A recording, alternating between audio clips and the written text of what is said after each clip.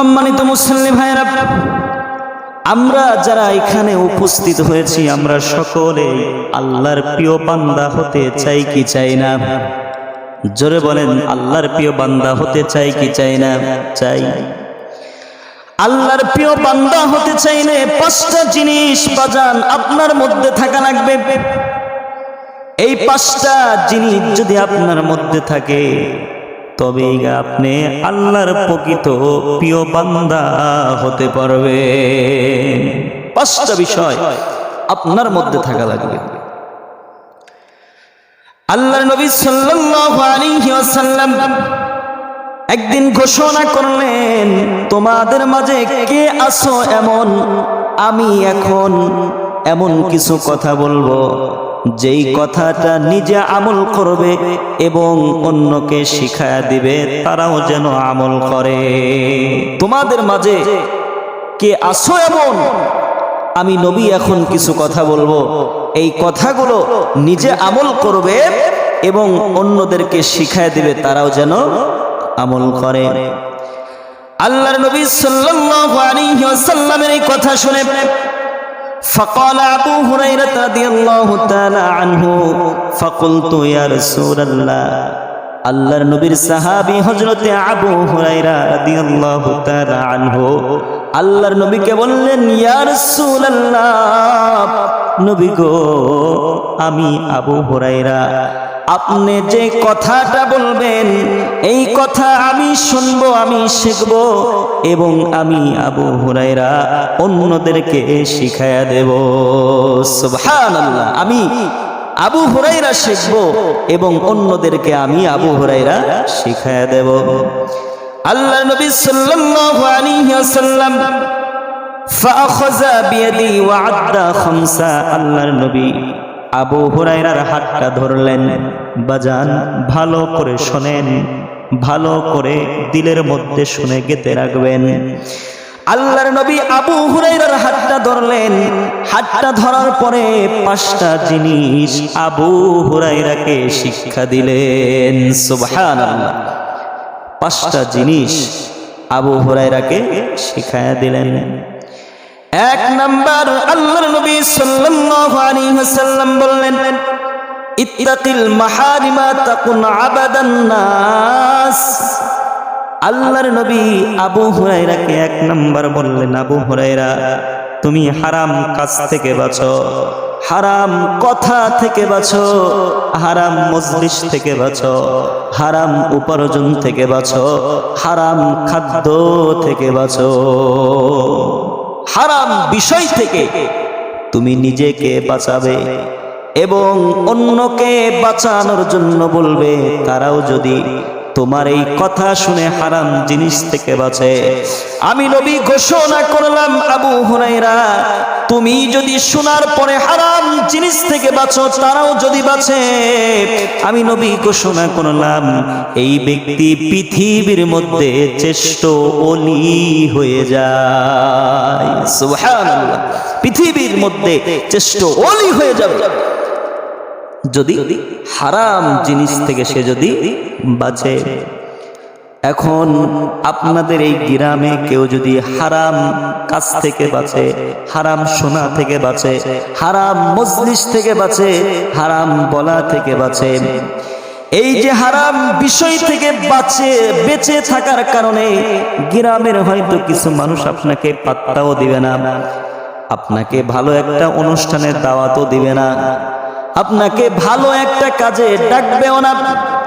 কিন্তু নবীজি সাল্লাল্লাহু আলাইহি ওয়াসাল্লাম বলেন, তোমাকে পৃথিবীর কোনো মানুষ চিনুক বা না চিনুক, এই যে একটা গুণ তোমার মধ্যে আছে, তুমি হারামকে হারাম মনে করো, তুমি হারাম বিষয় থেকে বাঁচলা, তুমি হারাম পোশাক থেকে বাঁচলা, হারাম মজলিস থেকে বাঁচলা, হারাম বলা থেকে বাঁচলা, হারাম শোনা থেকে বাঁচলা, এই যে একটা ভালো গুণ তোমার মধ্যে থাকার কারণে পৃথিবীর কোনো মানুষ তোমাকে চিনুক বা না চিনুক, আল্লাহর খাতায় পৃথিবীর সবচেয়ে শ্রেষ্ঠ আবেদ তুমি হয়ে যাও। সুবহানাল্লাহ, পৃথিবীর মানুষ তোমাকে চিনুক বা না চিনুক, তোমাকে দাম দিক বা না দিক, তোমার কথা শুনুক বা না শুনুক, আল্লাহর খাতায় পৃথিবীর সবচেয়ে শ্রেষ্ঠ আবেদ তুমি হয়ে যাও। সুবহানাল্লাহ।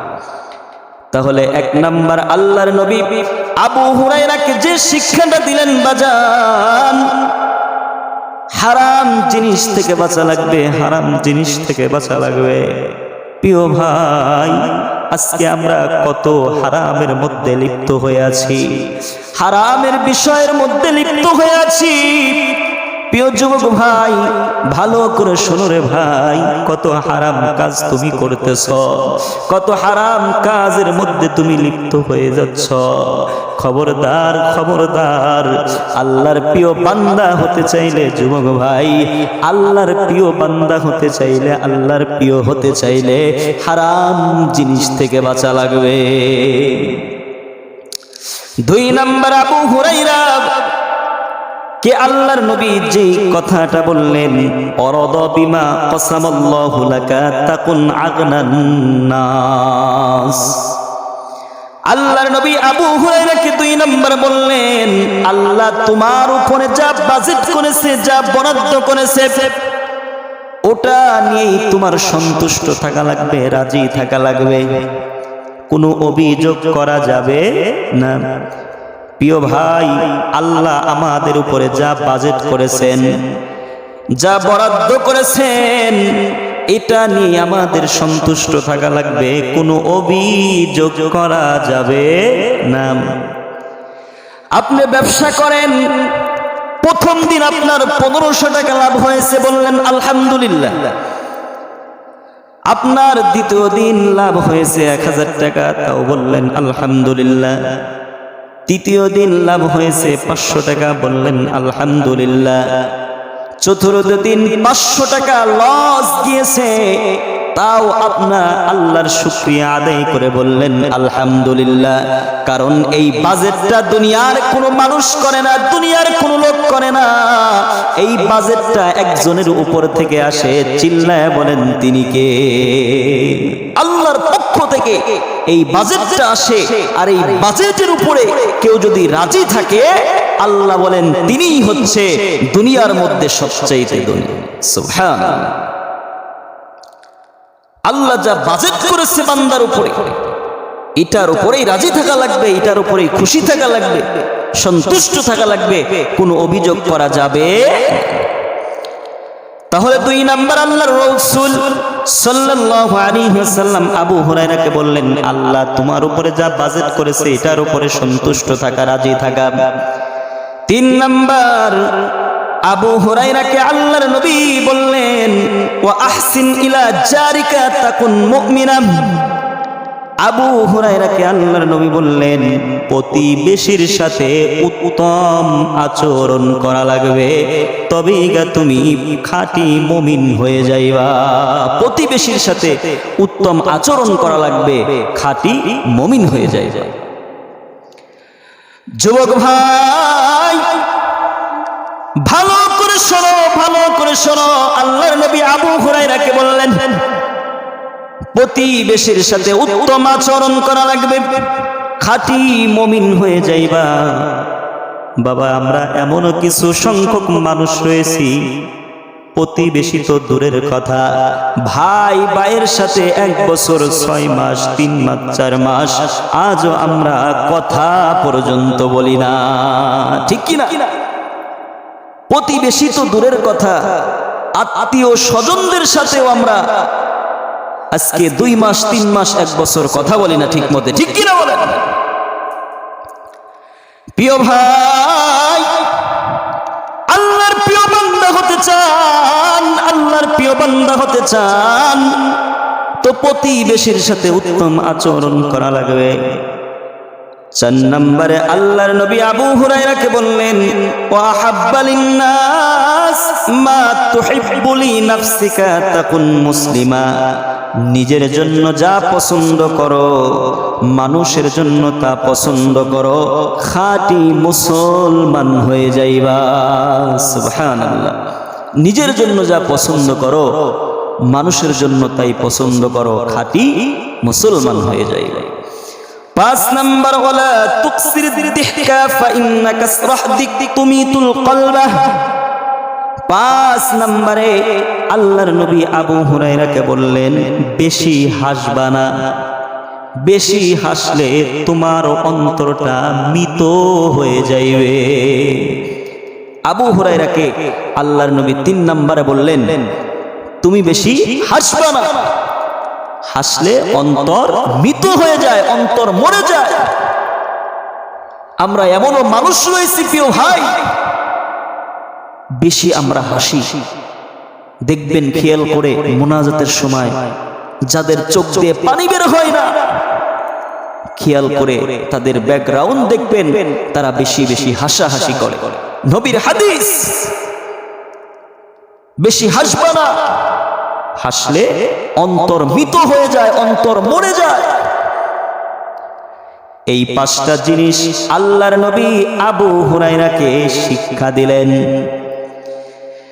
এখন যদি প্রিয় ভাই এই 5টা জিনিস আপনার আমার মধ্যে থাকে, তবে আমরা আল্লাহর প্রিয় বান্দা হতে পারব।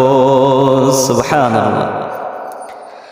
আমি 1 নম্বরে বলেছি হারাম জিনিস থেকে, হারাম মজলিস থেকে বাঁচা লাগবে, হারাম খাদ্য থেকে বাঁচা লাগবে, হারাম উপার্জন থেকে বাঁচা লাগবে। এই হারামের ব্যাপারে প্রাথমিক আমি কয়েকটা কথা বলবো, হারামের ব্যাপারে প্রাথমিক কয়েকটা কথা বলবো, খুব গুরুত্বপূর্ণ কথা, মনোযোগ সহকারে শুনবেন। আল্লাহ তাআলা সূরা মুমিনের 51 নম্বর আয়াতে বলেন ইয়া আইয়ুহার রাসূলু কুলু মিনাত তাইয়্যিবাত। আল্লাহু আকবার। আল্লাহ তাআলা সূরা মুমিনের 51 নম্বর আয়াতে বলতেছেন হে রাসূলগণ আপনারা হালাল খাদ্য গ্রহণ করেন। সুবহানাল্লাহ। আল্লাহ রাসূলদেরকে বলতেছেন হে রাসূলগণ আপনারা কি খান? হালাল খাদ্য খান। ওয়া'মালু সালিহা, তারপরে নেক আমল করেন। এখান থেকে বুঝার বিষয় হলো বাজান, আমরা এখান থেকে যে শিক্ষাটা নেব, আল্লাহর রাসূলদেরকে আল্লাহ বললেন প্রথমে হালাল খাদ্য গ্রহণ করার কথা, এরপরে নেক আমলের কথা। আমাদের আমলের প্রতি তখনই আগ্রহ জন্ম নিবে, তখনই নামাজের জন্য আগ্রহ জন্ম নিবে, ভালো কাজের জন্য তখনই আগ্রহ জন্ম নিবে যখন আমরা সবাই হালাল খাদ্য গ্রহণ করব। ঠিক কি না? আমাদের ইবাদতের প্রতি মনোযোগী তখনই আসবে, নামাজের প্রতি তখনই মনোযোগী আসবে যখন আমরা কি খাবো? হালাল খাদ্য গ্রহণ করব। আজকে তুমি নামাজে আসো না, আজকে তুমি অন্যায় পথে তুমি চলাফেরা করো, কিসের জন্য? কিসের জন্য? কারণ তোমার খাদ্যটা তো হারাম। ঠিক কি না? তোমার খাদ্যটা কি? হারাম। এর জন্য তোমার ইবাদতের প্রতি মনোযোগী আসে না, ইবাদতের প্রতি ভালোবাসা জন্ম নেয় না। প্রিয় ভাই, ইবাদতের প্রতি তখনই মনোযোগী আসবে যখন আপনার খাদ্যটা কি হবে? হালাল খাদ্য হবে। তাহলে আল্লাহ তাআলা রাসূলদেরকে বললেন হে রাসূলগণ আপনারা হালাল খাদ্য খান, তারপরে নেক আমল করেন। সূরা বাকারার 172 নম্বর আয়াতে আল্লাহ বলেন ইয়া আইয়ুহাল্লাযীনা আমানু, হে ঈমানদারগণ, কুলু তোমরা খাও, মিন তাইয়্যিবাতি মা রাযাকনাকুম, আমি আল্লাহ যা রিজিক দিয়েছি এই রিজিকের মধ্যে তোমরা পবিত্র যেটা সেটা খাও।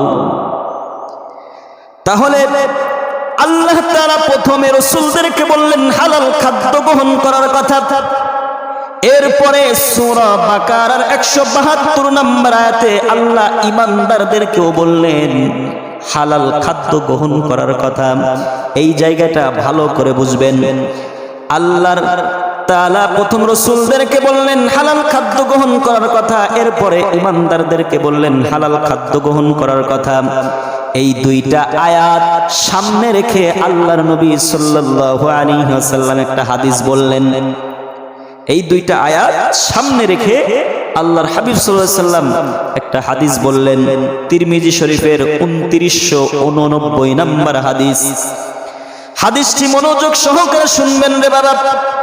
عن أبي هريرة رضي الله تعالى عنه قال قال رسول الله صلى الله عليه وسلم আবু হুরায়রা রাদিয়াল্লাহু তাআলা আনহুর বর্ণনা, রাসূলুল্লাহ সাল্লাল্লাহু আলাইহি ওয়াসাল্লাম বলেন, ইয়া আইয়ুহান নাস, আল্লাহর নবী মানুষ সকলদেরকে ডাক দিয়ে বলতেছেন, হে মানুষ সকল, ইয়া আইয়ুহান নাস ইল্লাহা তাইয়্যিবুন, আল্লাহ পবিত্র, লা ইকবালু তাইয়্যিবা, আল্লাহ পবিত্র ছাড়া অন্য কিছু গ্রহণ করে না। সুবহানাল্লাহ। আল্লাহর নবী মানুষদেরকে ডেকে বলতেছেন, হে মানুষ সকল, আল্লাহ পবিত্র, আর আল্লাহ পবিত্র ছাড়া অন্য কিছু গ্রহণ করে না। এরপরে আল্লাহর নবী যেই কথাটা বললেন, আল্লাহ নবীদেরকে একটা হুকুম করেছেন, অবিকল একটা হুকুম আল্লাহ ঈমানদারদেরকেও করেছেন। সুবহানাল্লাহ। ওই যে সূরা মুমিনের 51 নম্বর আয়াতে আল্লাহ রাসূলদেরকে বললেন হালাল খাদ্য গ্রহণ করার কথা, আর সূরা বাকারার 172 নম্বর আয়াতে আল্লাহ ঈমানদারদেরকে বললেন হালাল খাদ্য গ্রহণ করার কথা। এই দুইটা আয়াত সামনে রেখে আল্লাহর নবী বলতেছেন, আল্লাহ রাসূলদেরকে একটা হুকুম করেছেন, অবিকল একটা হুকুম আল্লাহ ঈমানদারদেরকেও করেছেন। সুবহানাল্লাহ। অবিকল একটা হুকুম আল্লাহ ঈমানদারদেরকেও করেছেন। এরপরে দেখেন নবীজি কি বলতেছেন, গভীর মনোযোগ দেন। নবীজি বলেন, সুম্মা সাকারা রাজুলাই ইউতিলুস সাফার, এক ব্যক্তি সফরে গেছেন, ওই সফরওয়ালা ব্যক্তির ঘটনা আল্লাহর নবী বলতেছেন। লোকটা সফরে গেছে, সফরে যাওয়ার কারণে তার মাথার চুলের মধ্যে ময়লা লেগে গেছে, তার চেহারার মধ্যে ময়লা লেগে গেছে, তার শরীরের মধ্যে ময়লা, পোশাকের মধ্যে ময়লা।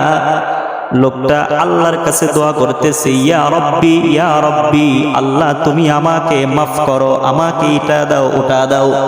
এইভাবে আল্লাহর কাছে দোয়া করতেছে। নবীজির হাদিস মোতাবেক কোন ব্যক্তি যদি মুসাফির হয়, এই মুসাফির দোয়া আল্লাহ কখনো ফিরায়া দেয় না, কবুল করে নাই। তবে আল্লাহর নবী সাল্লাল্লাহু আলাইহি ওয়াসাল্লাম এই ব্যক্তির ব্যাপারে বলতেছেন, লোকটা সফরে গেছে, লোকটা মুসাফির, কিন্তু লোকটার চুলের মধ্যে ময়লা, চেহারার মধ্যে ময়লা, পোশাকের মধ্যে ময়লা। শুধু তাই নয়, ওমাতামুহু হারাম, তার খাদ্যের মধ্যে হারাম, ওমাশরাবুহু হারাম, তার পানির মধ্যে হারাম, ওমালবাসুহু, তার পোশাকের মধ্যে হারাম, ওগুযিয়াল বিল হারাম, তার উপার্জনের মধ্যে হারাম। ফাআন্না ইস্তাজাবু লিকা, বলো তো তার দোয়াটা কেমনে আল্লাহর কাছে কবুল হবে? এতগুলো হারাম তার মধ্যে রয়েছে, আর সে দোয়া করতেছে, ইয়া রব্বি, ইয়া রব্বি, আমাকে এটা দাও ওটা দাও, আমার জীবনের গুনাহ মাফ করো। তো নবী বলতেছেন, সে একজন কি মুসাফির, তো ঠিক আছে, তো তার মধ্যে এতগুলো হারাম রয়েছে, হারাম রয়েছে, আর সে আল্লাহর কাছে দোয়া করতেছে যে আল্লাহ আমাকে মাফ করো, তবে তার দোয়াটা কেমনে আল্লাহ কবুল করবে? এর জন্য দোয়া কবুলের পূর্ব শর্ত হলো হালাল খাদ্য গ্রহণ করা লাগবে, হালাল উপার্জন অর্জন করা লাগবে, হারাম জিনিস থেকে বাঁচা লাগবে, হালাল বিষয়ে আপনাকে আমাকে ঢুকতে হবে। ঠিক কিনা বলেন? তবেই আমাদের দোয়া কবুল হবে। আজকে আপনি ঘুষ খাচ্ছেন, আজকে আপনি অন্যায় পথে চলতেছেন, হারাম জিনিস আপনি পরিধান করতেছেন, হারাম কথা বলতেছেন, হারাম জিনিসের সাথে লেগে আছেন, আর আজকে আপনি মসজিদের বসে আল্লাহ আল্লাহ আল্লাহ আল্লাহ জিকির করতেছেন, আল্লাহ আল্লাহ দোয়া করতেছেন, কবুল হবে? নবীর হাদিস মোতাবেক আপনি যতই আল্লাহর কাছে দোয়া করেন, যতক্ষণ না পর্যন্ত হারাম জিনিস থেকে বাঁচতে পারবেন, আল্লাহর কাছে দোয়া কবুল হবে না। দোয়া কবুল তিনটা পদ্ধতিতে হয়। দোয়া কবুল কয়টা পদ্ধতিতে হয়? তিনটা পদ্ধতিতে হয়। এক নাম্বার, আপনি আল্লাহর কাছে দোয়া করলেন, রব্বুল আলামিন যেই দোয়াটাই আল্লাহর কাছে করলেন, সাথে সাথে এই দোয়ার প্রতিফল আল্লাহ দিয়ে দেয়, সুবহানাল্লাহ। দুই নাম্বার, আপনি আল্লাহর কাছে দোয়া করলেন, নগদ হয়তো আল্লাহ তাআলা আপনাকে দিল না, নগদ প্রতিফল আপনাকে হয়তো দিল না, কিন্তু এমন একটা বিপদের সময় আল্লাহ আপনাকে রক্ষা করলো, আপনি কল্পনাও করতে পারবেন না। তিন নাম্বার, দুনিয়াতে আল্লাহর কাছে দোয়া করলেন, হয়তো আল্লাহ দুনিয়াতে এই দোয়ার কবুলটা আপনাকে দেখাইল না, ইয়াদাখিরুল আখিরাত এই দোয়ার প্রতিফল আল্লাহ আখিরাতের জন্য সঞ্চয় করে রাখে, সুবহানাল্লাহ। এই তিনটা পদ্ধতিতে দোয়া আল্লাহর কাছে কবুল হয়। তো যেই কথাটা আমি বলতেছিলাম, হারাম জিনিস থেকে বাঁচা লাগবে, তবেই গা আল্লাহর কাছে দোয়া কবুল হবে। আল্লাহ তাআলা আমাদের প্রত্যেকটা মুমিন মুসলমানকে যেন হারাম জিনিস থেকে যেন বাঁচায়া দেয়। সকলেই পড়ি না আল্লাহুম্মা আমিন।